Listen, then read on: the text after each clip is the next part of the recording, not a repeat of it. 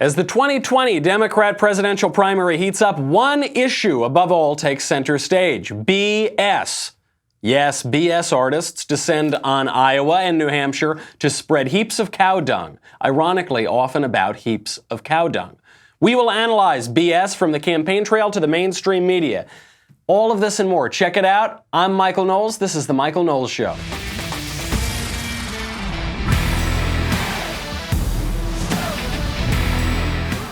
This is an important question. There is a philosophical text that people don't read as much anymore. It came out, I think, about 20 years ago, called On BS by Harry G. Frankfurt, who's a philosopher from Princeton. And I got to tell you, watching the Eric Swalwell presidential announcement video, watching Pete Buttigieg try to pick a fight with Mike Pence, watching all of the crazy Me Too attacks on Joe Biden, it just occurs to me that this campaign is about BS. We will analyze exactly what BS means and why this campaign seems to be about nothing, or actually specifically about BS. But first, there's a lot of things in life that aren't right. Carpet in showers, eating dip with your fingers, paying too much money for your cell phone bill. All things are not right.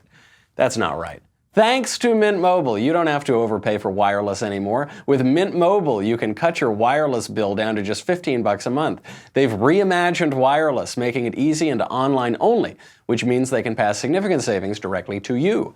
You can save thousands of dollars a year using Mint Mobile without sacrificing quality service.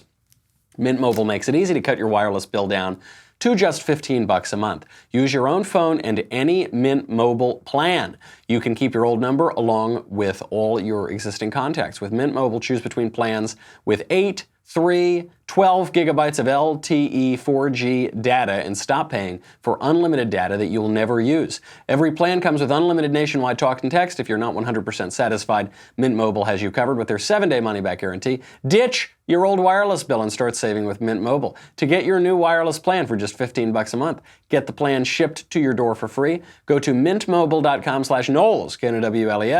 That's mintmobile.com/Knowles, Knowles. Cut your wireless bill to $15 a month and get free shipping on your Mint Mobile plan at mintmobile.com/Knowles. BS.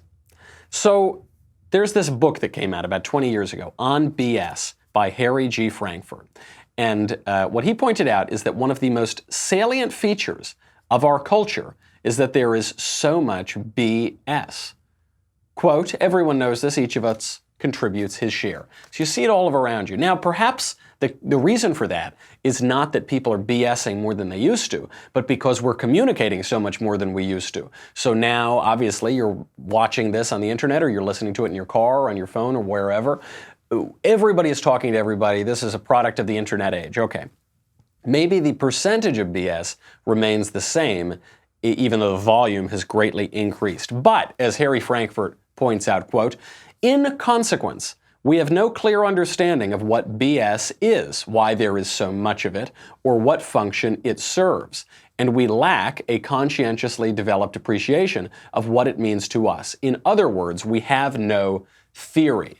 And coincidentally, I was watching all these Democrat presidential candidates coming out, and not only are they BSing, they're even using the word BS quite a lot. Here's Julian Castro. But I think it's bullshit to say that that we're just gonna, no, I think it's bullshit to say that people can get away with laughing it off, I think that that's completely the wrong way to look at it. So I love Bill Maher here. He goes, oh, you said BS. Oh, you said, that's how you know they're super serious, by the way, is when the candidates swear on the campaign trail. That's how you know they're very serious. But Julian Castro is not the only person who is using the word BS on the trail. You've got this new guy, this congressman from California, Eric Swalwell. He puts up his announcement video, his campaign ad, and in that ad, he uses the word BS as well. Donald Trump was bold, but a lot of what he was bold about was just bullshit. That's what it is. It was just BS. BS, according to this book on BS, quote, is not fundamentally that the speaker regards his statements as false. So it's not that BS is when you just intentionally lie and it's just obvious lies. And that's not really what defines BS. What defines BS instead is that the BSer intends the BS statements to convey a certain impression of himself.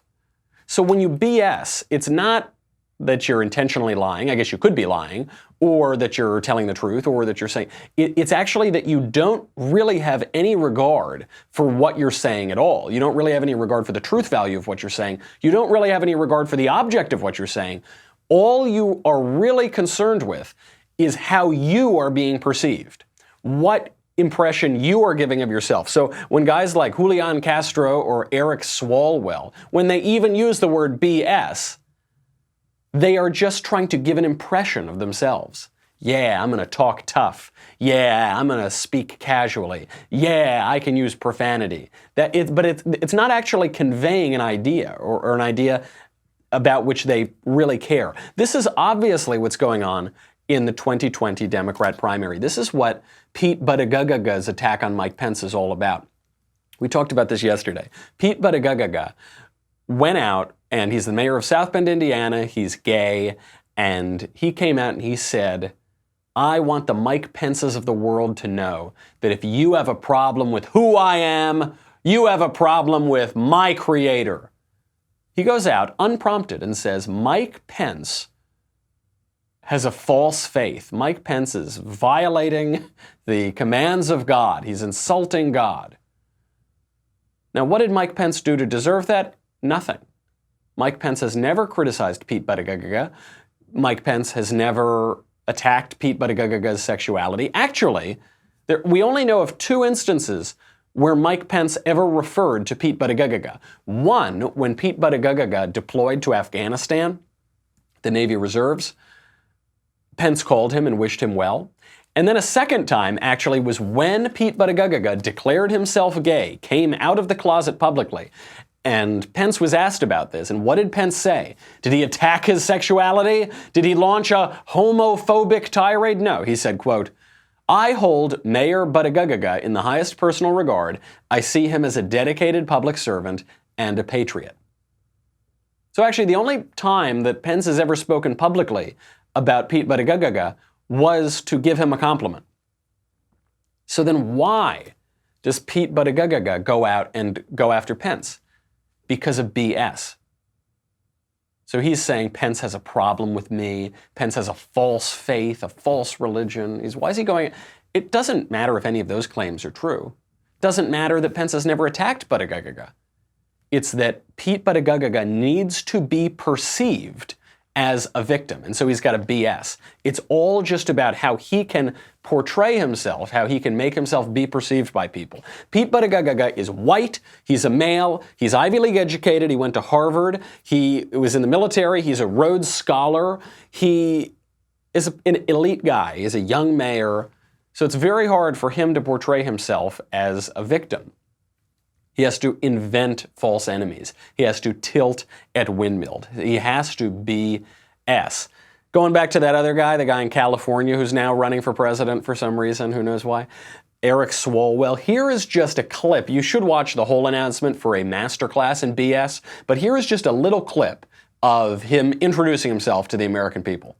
You tell him he can't do something, he's going to do it. Today, we are just governing crisis to crisis. You know, I'm from the first generation that might do worse than our parents. We can't do nothing. We have to, in this country, go big on the issues we take on. Most Americans believe we need to have coverage for all when it comes to health care. Be bold in the solutions we offer. Most Americans believe that to be free of gun violence. I went to the funeral for 4 police officers who were killed by an assault weapon. We should take the most dangerous weapons out of the hands of the most dangerous people. And do good in the way that we govern. And most Americans agree that to address climate chaos, to make sure your house doesn't end up underwater or on fire, we should do something about it, but make sure that we're not pitting workers against their job. The economy is not the unemployment rate. Donald Trump was bold, But a lot of what he was bold about was just bull. and the economy is not the stock market. It's you. The economy is you. We need to do better, not worse. We need to be strong, not weak. We need to. This is BS from the beginning. This guy is a total BSer. This guy, Eric Swalwell, here's his entire resume. Here's his entire career. He went to college at Campbell University in North Carolina. So I'm going back all the way until he was 18. He then transfers to the University of Maryland. He then studies politics. Okay, while he's there, he's on the student government, so he's a student politician. Not just a student politician, he is the student liaison to the City Council of College Park at UMD. He sticks around UMD for law school. Okay, now he's got a couple internships in there. Who does he intern for? Is it a private business? Is it for, no, it's for a congressman in California's 10th district. Then, after law school, he goes and works as the Alameda County Deputy District Attorney. So it goes straight into politics there.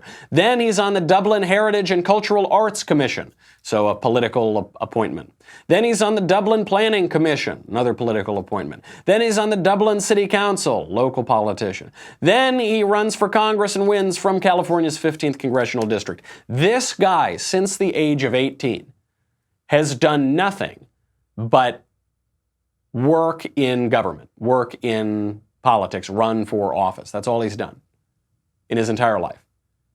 This guy it's like if on the House of Cards, if there were a campaign ad for the challenger candidate, and it's so exaggerated, it's so hyperbolic, it would be Eric Swalwell's announcement. He even said, by the way, this I find sort of distasteful, he said the September 11th terrorist attacks occurred during his internship on Capitol Hill, and that inspired him to public service. So he's trying to link his own career ambitions to 9/11. If 9/11 inspired you to service, you would have joined the military. You were exactly military age at that time. What was he, 19 years old or something? 18 years old?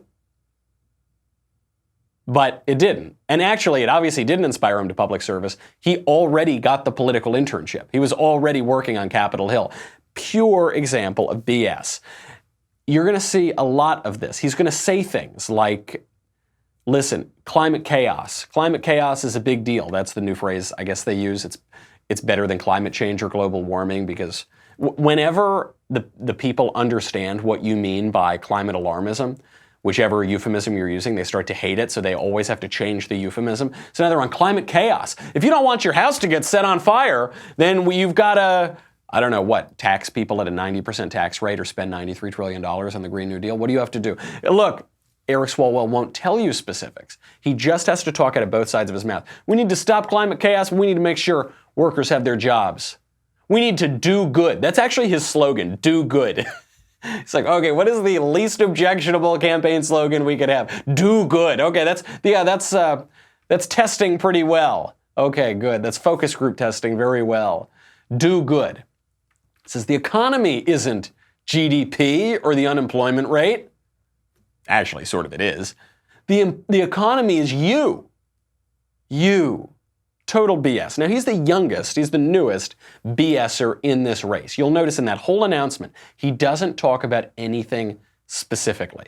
He doesn't make one detailed policy proposal. You know, there's that guy on the internet, Andrew Yang. He's this crazy futurist meme guy, and he's sort of a joke candidate. At least that guy has policy proposals. At least that candidate actually will give you a specific proposal for any number of policies. BSers don't do that. BSers just talk in these broad terms and out of both sides of their mouths. He's the youngest in the race. The oldest BSer in the race is Joe Biden. And look, Joe Biden, actually his BS has gotten him into trouble here because all he really cares about is being perceived as this nice, empathetic guy. That's why he smells people's hair and pats them on the shoulder and gives them massages and holds their hand and nuzzles them, is because he doesn't care about anything specific. He doesn't really care about the truth value of what he's saying. He just wants to be perceived well. Well, now that's coming back and hitting him. There's a new accusation against Joe Biden. This from a young woman named Lily J. Lily J talks about how she met Joe Biden at some event and she doesn't know how to feel about it. I'll let her say her piece, then we'll explain why she doesn't know what to say about it. She says, quote, "I introduced Biden as an ally. When he came to the stage, he leaned in and gave me coffee-scented words of encouragement. Then he held my hand and pointed at me as he said something to the crowd. Holding hands with the vice president felt a little odd. When was the last time I had held hands with anyone? But I didn't experience it as intrusive or unsettling. I remember later being disappointed that most of the press pictures of me that day captured some degree of physical contact with either the vice president or president. I could have sworn there was a moment I stood on my own. All right, I have to pause there for just 1 second. She was surprised that the newspapers included photos of her standing with the leader of the free world instead of by herself. Can you imagine the ego, the pride, the hubris, the arrogance to say, you have a photo taken with the President of the United States, you have another photo taken just sort of smiling on your own, and you want the newspapers to run the one of just you? Why does the President have to be in my photo? That's the hubris. That's the pride that these people are talking about. She goes on. Mostly, I tried not to think about my day at the White House at all. It was meant to be lemonade from lemons, a capstone to an experience I'd sooner forget. Why hadn't I been more aware of Biden's contact with me? Why didn't it occur to me to be perturbed? This is it. This sums it all up. Why didn't it occur to me to be perturbed? She wasn't perturbed. She met the president and the vice president of the United States, and they were nice to her, and they spoke to her, and they said nice things to her. And that was a good day. But now, in retrospect, she realizes she could have gotten a lot more currency if she had pretended to be a victim, if she could have pretended to be aggrieved. This is the great new privilege. This is the new currency. This is the BS. Because what she was focusing on then was the actual interaction, the interaction itself, which is the vice president's talking to me, he's saying nice things to me, this is really nice. Okay, thank you very much. Now she's thinking, oh, hold on, in this new environment, I could be perceived as a victim. Even though I'm not sure that I'm a victim, it doesn't sound like I'm a victim, there's no evidence that I'm a victim at all. But now, because I met the vice president and he touched my hand, now I can get another 15 minutes of fame. Now I can be perceived as aggrieved and important and have social currency. All BS. And yet, despite all of that, Joe Biden is still at the top of the field of the 2020 race. According to Morning Consult, Joe Biden is polling at 32% right now. Even with all of the weird, touchy, gropey things, he's only lost 1 percentage point in the polls over the past week. Bernie Sanders is number 2 right now, but he's number 2 with 23% support. So Biden is up 9 points on Bernie Sanders right now. That is a pretty good lead. Obviously, a lot of it at this early date is still name recognition. Joe Biden was the vice president. If Barack Obama comes out for him hard early on, then perhaps he could translate that into really maintaining a lead in this race, though I'm not so sure. What we do know for sure, though, is that of all of these candidates, of all of the issues, the only thing that unifies them is they are all simply about perception, and in particular about being perceived as a victim, being perceived as empathetic, being perceived as likable. This is true of Elizabeth Warren. Her central issue is trying to say that being 1/1000th Native American makes her a victimized minority. Eric Swalwell, just all about being perceived. Just he's the guy. He's the straight shooter. Hey, he's reasonable. Hey, come on, guys. No policy proposal in that whole race. Beto O'Rourke, the same thing. Joe Biden, the same thing. Kamala Harris, Pete Buttigieg, all of them. The entire issue is about being perceived as a victim. The question now for Democrats is, can they win on that? Can they win on just appearing empathetic?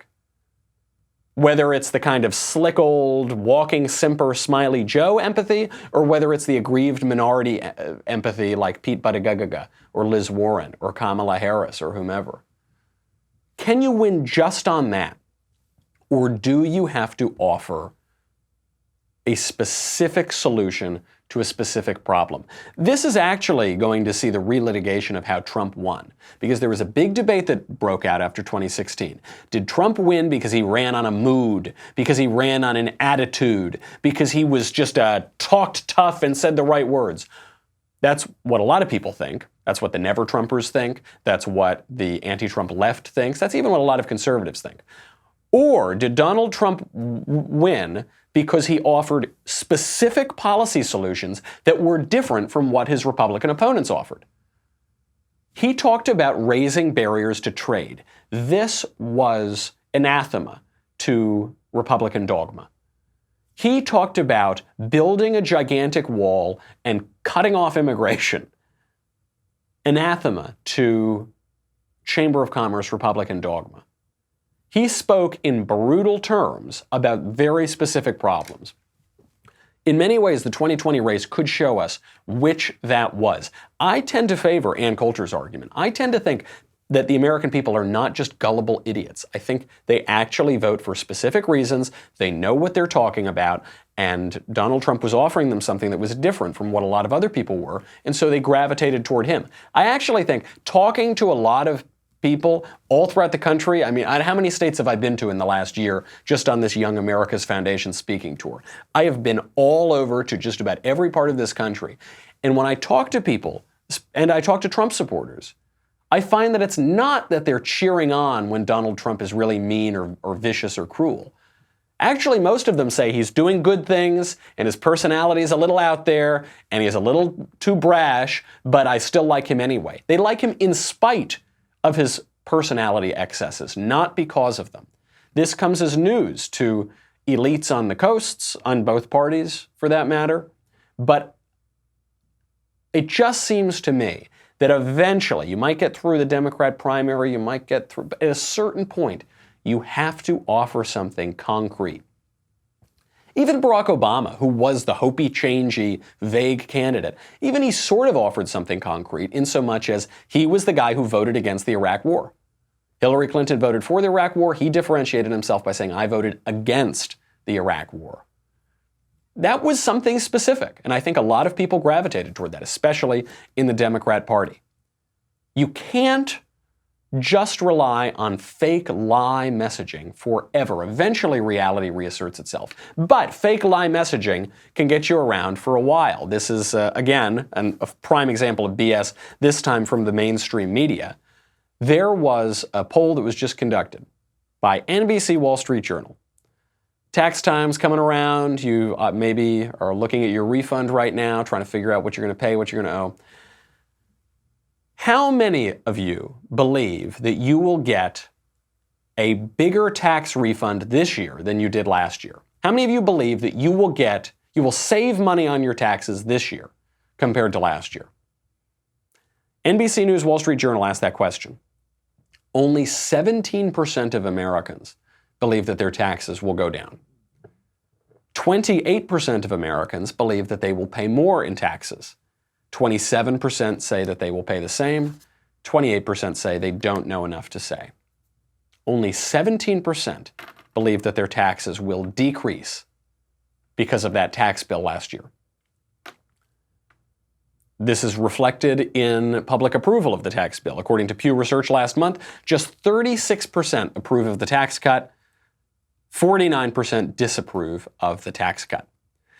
Just 1/3 of Republicans believe that they're getting a tax cut. 10% of independents believe it. 7% of Democrats believe it. Even among hardcore Trump supporters, 36% believe that they are getting a tax cut.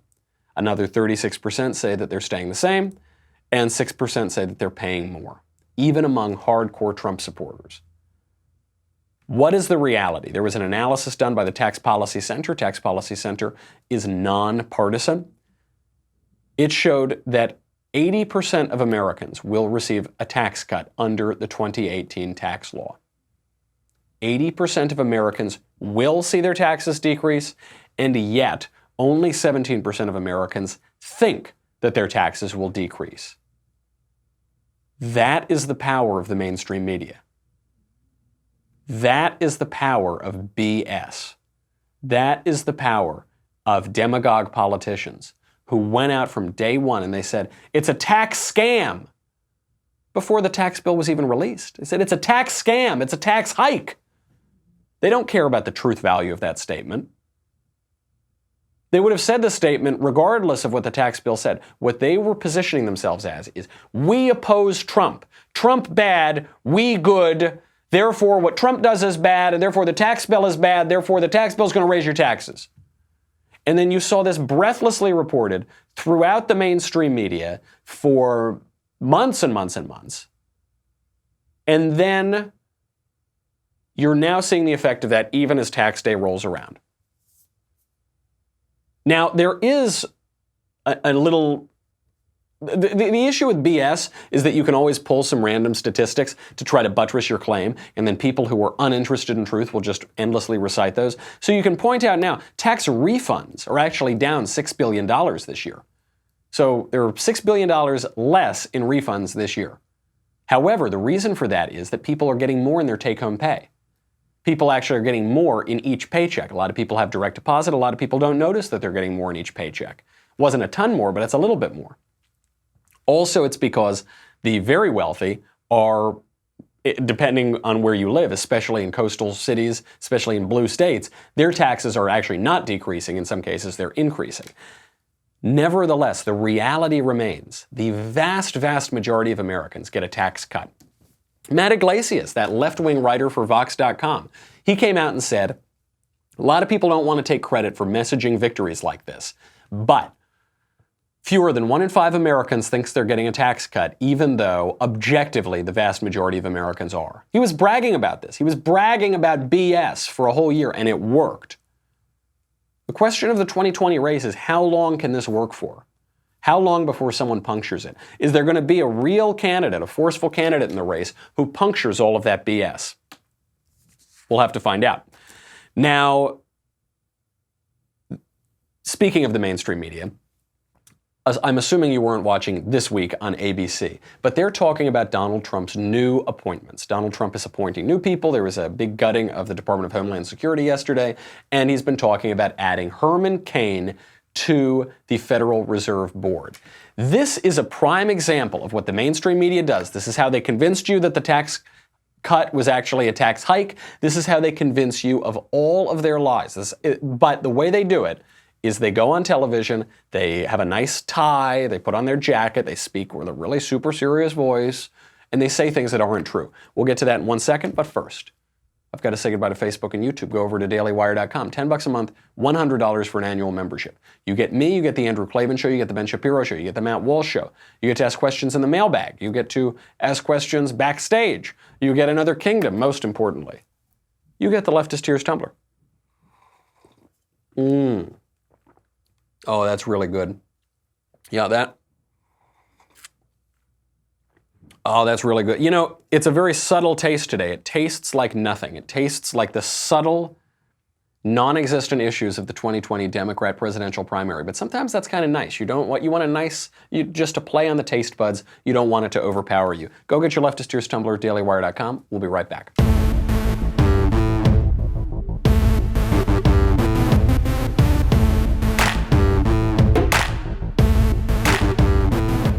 Here is Yvette Simpson, who works for Democracy for America, some left-wing group. She's on ABC reacting to the report that President Trump may appoint former presidential candidate Herman Cain to the Federal Reserve Board.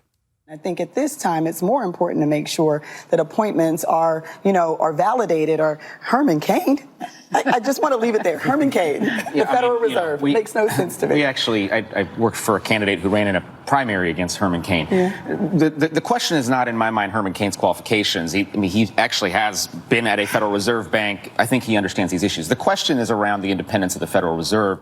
Okay, so then they pivot a little bit. We're very lucky here. The reason we got this clip is because Lanhee Chen of the Hoover Institution, who used to work for Mitt Romney, he happened to be on this panel, and he just couldn't let that egregious lie go.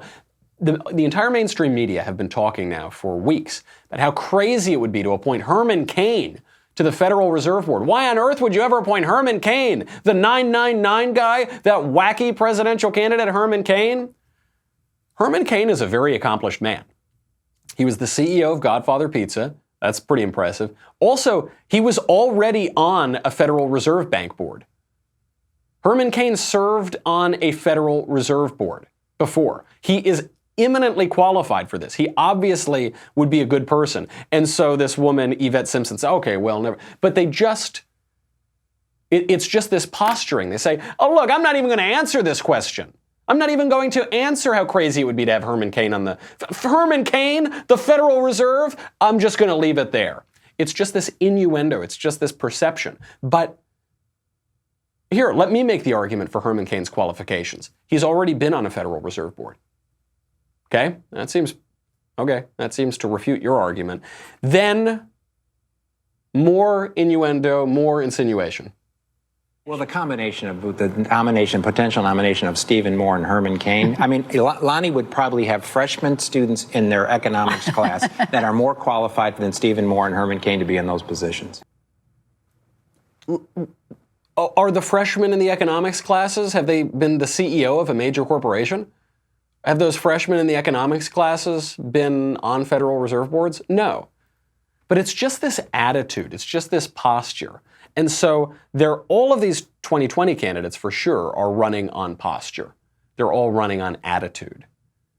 Is that enough? You know, we've seen certain races have been about mostly nothing.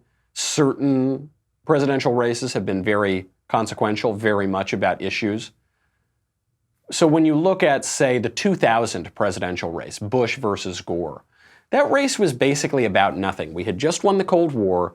We had this massive economic boom, which was given to us by Reaganomics and by the information age, by the tech explosion. We had relative peace abroad, relative peace at home. So the campaign was basically about nothing. What was the major issue of that campaign? The main one that I can remember is George Bush saying, we must restore honor and dignity to the White House because Bill Clinton got a little frisky in the Oval Office. And that was basically the biggest issue of the campaign, is that Bill Clinton got frisky in the Oval Office with his intern. Not about a whole lot. Fast forward to 2008. 2008 was about a lot. It was a referendum about the Iraq War, and it was a referendum on the financial crisis, on the housing crisis. Maybe those issues were debated unfairly, but they really were about real issues. 2016 was about real issues. You had just finished 8 years of Barack Obama, the slowest recovery we had ever seen in the country, a coarsening of race relations, divisiveness that slowly took course. You saw a guy who was elected because he was supposed to get us out of wars in the Middle East. We actually began more wars in the Middle East under him. You had a demoralization of the left, and you had a lot of righteous anger on the right.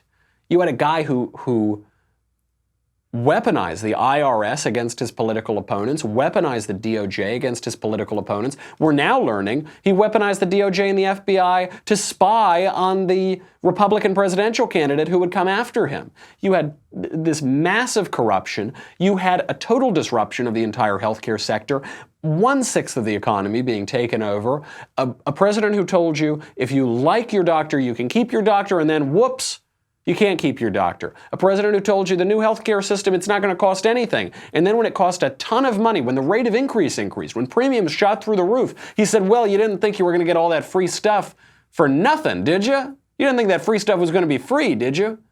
And you had a lot of pent-up righteous anger about real issues. Previously, you'd had the Tea Party movement. Then you had, I guess, what you would call the Trump movement in 2016. That was a campaign about issues. But now things are going pretty well again. So now, when I look at the political scene, I'm sort of reverting back to the 90s. I see immense economic prosperity. We have very high employment, record high employment right now, record low unemployment, and record low unemployment specifically among groups that typically have higher unemployment, like Black Americans and Hispanics. You're seeing people get to keep more of their money, tax decreases, relative peace abroad, drawing down from conflicts overseas. You're seeing a restoration of judicial restraint at the federal courts, at the Supreme Court. Overall, things are going pretty well. Even on issues that could be real hobby horses for the left, like environmentalism, you're seeing massive environmental advancement. The United States is leading the world in reducing carbon emissions and taking care of the natural environment. We're doing better than all of the people in the Paris Climate Accord at actually upholding those values.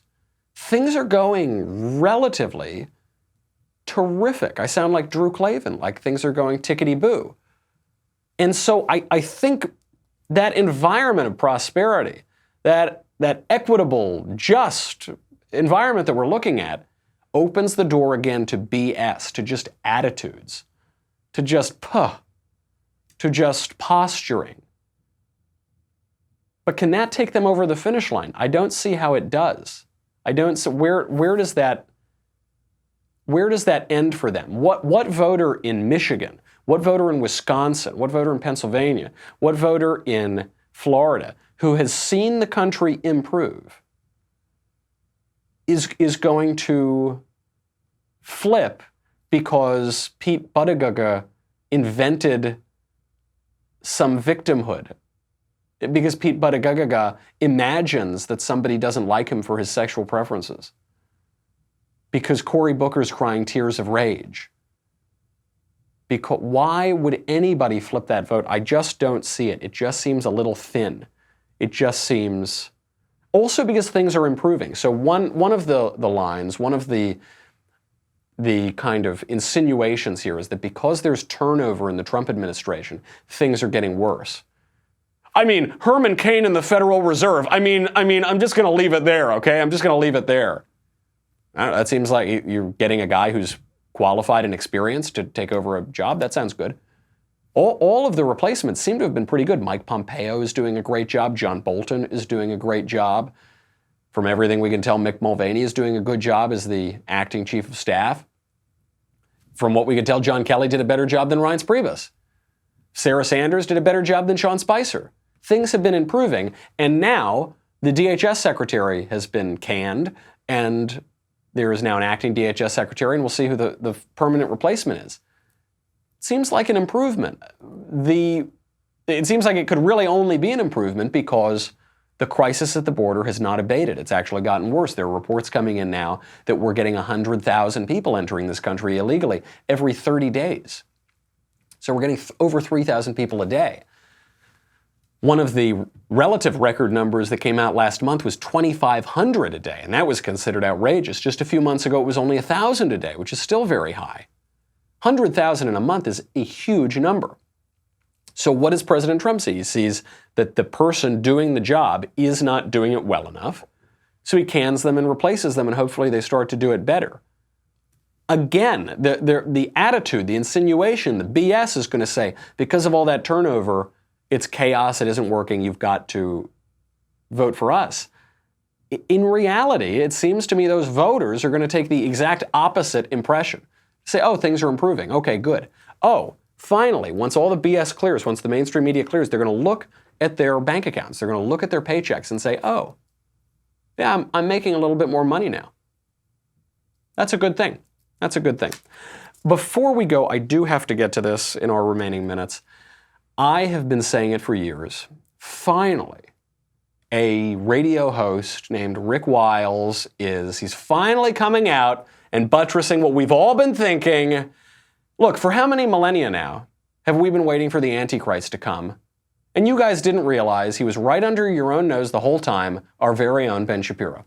Ben Shapiro denies the deity of Jesus Christ. I've heard him say this before. That's right. What I'm shocked by is that there are millions of conservatives in this country, including Christians, who support him. Yes. Yeah, go gaga over him. Yes. They'll buy his books. They'll boost his career, yes. And yet he openly denies that Jesus Christ is the Son of God. That makes him an antichrist. Yes. All right. St. John said that anybody who denies that Jesus Christ came to earth as God in human flesh is antichrist. Yes. There is no one antichrist. There is a spirit of antichrist, and Ben Shapiro has the spirit of antichrist because he denies that Jesus Christ is the Son of God. He denies that he's resurrected. He said, we don't even use that word resurrected. All right? He's a Kabbalist. He laughed when he said prophet. He mocked a prophet. Called him a rebel. Called him a rebel criminal. So why are any of you out there following Ben Shapiro? Why? You're schizophrenic. Yes. You're spiritually schizophrenic. You got to cut off this stuff. But the money's flowing to people like Ben Shapiro. Right. And the doors are opening for him because he denies Christ. I love this last argument at the end. He says, why are you giving your money to Ben Shapiro? The implication being you're not giving your money to my program. Then at the end he says, the money's flowing. They just keep giving the money to Ben Shapiro, which is a terrible thing because you should be giving your money to me. I agree. I think people should be giving all of their money to the Michael Knowles Show. I mean, the fact that they give it to the Ben Shapiro Show. Although the very fact that I have a show does bring up a little problem with Rick Wiles' argument here. Because if Ben Shapiro is the Antichrist, it does occur to me, he's like the worst Antichrist ever. He could not be worse at being the Antichrist. Because Ben has a network called the Daily Wire, and there are 5 hosts on that network. There is Ben, then there's Drew, then there's me, then there's Matt Walsh, and then there's Jeremy Boring, the God King, hosts the Backstage Show. So there are 5 hosts on Ben Shapiro's network. And so this guy definitely wears a yarmulke. Definitely, I don't see him at church on Sundays. But then this guy is an outspoken Anglican. I am an outspoken Catholic. Matt Walsh is an outspoken Catholic. And Jeremy Boring is an outspoken antinomian. I don't even know what you'd call his theology. Fundamentalism, something, I don't know. At least he would call it Christianity. He believes in Jesus. So one of the guys who owns the Daily Wire, the guy who's running it right down the hall, hosts a show. He's quite Christian. 4 out of 5 of the Daily Wire hosts are outspoken Christians. But wait a second. Now I'm seeing it. Because if a guy were the Antichrist, and he didn't want you to know that he was the Antichrist, what is the most Antichristy thing he would have done? He'd hire a bunch of Christians to spread their views and faith and beliefs and message on his airwaves. That would be that subtle little serpent. That's what he would do. He would hire all these Christians, and then they would get to talk about their faith on the air all the time, every single day. And then that is how he would effect his Antichrist agenda. The only rebuttal I could imagine to that is that a house divided against itself cannot stand, and that the devil can't cast out demons. Who said that? Was it the Antichrist who said that, or was it was somebody else? It was another Jewish guy who said that, I think. All right, I had to bring it up because I regularly refer to Ben as the Antichrist. But then when I started thinking about the argument, when Rick Wiles, the radio host, really spelled it out for me, I just don't think it quite holds up. That's our show. We got a lot more to get to, but unfortunately, you know how this happens. I'll see you tomorrow. Get your mailbag questions in for Thursday. I am going to be traveling, by the way. I'm going to be giving a speech at the University of Missouri, Kansas City. So I think we'll be in studio, but I'll be flying out for that tomorrow. Check it out. I'm hoping we'll stream it, but if you're in Kansas City, come by and say hello. In the meantime, I'm Michael Knowles. This is The Michael Knowles Show. I'll see you tomorrow.